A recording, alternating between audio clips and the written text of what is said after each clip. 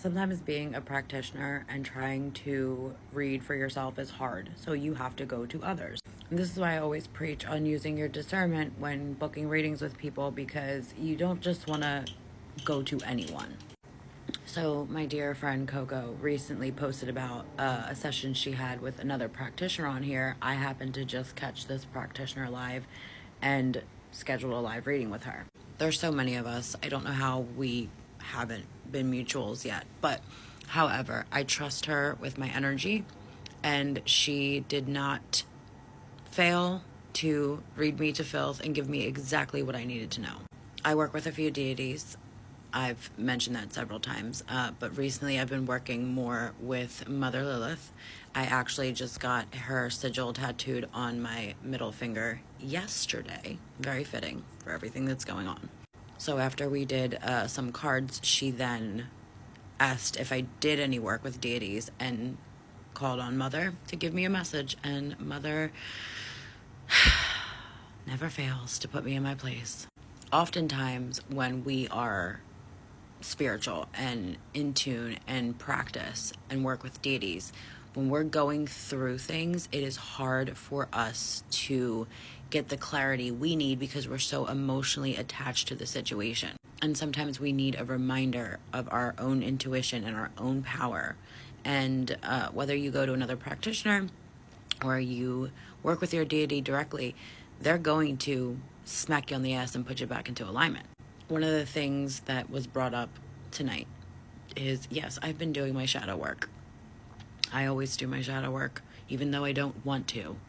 But shadow work and general self-care are like two different things. You know, doing your shadow work is a form of self-care spiritually, but regular self-care can sometimes get overlooked because you're so deeply invested in shadow work or healing or grounding. It was just 11:11 and some weird horn just went off. I don't know if that picked up on the audio. The confirmation.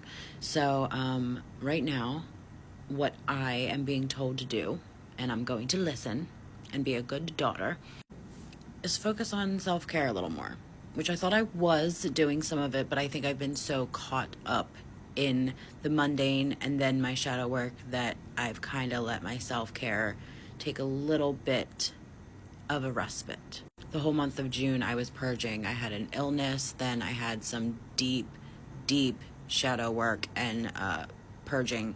I'm still purging, especially after this new moon in Cancer. The clarity and the purging is very much there. I also released an ebook last week, and I released my new protection oil yesterday, so I have kept busy. I also just moved into my new office, so I've been doing stuff around there. I think tomorrow or maybe the next couple days, I'm going to focus solely on self-care. And what that looks like for me is honoring my body, resting, which is so fucking hard for me, resting and just focusing on me and being centered in my body.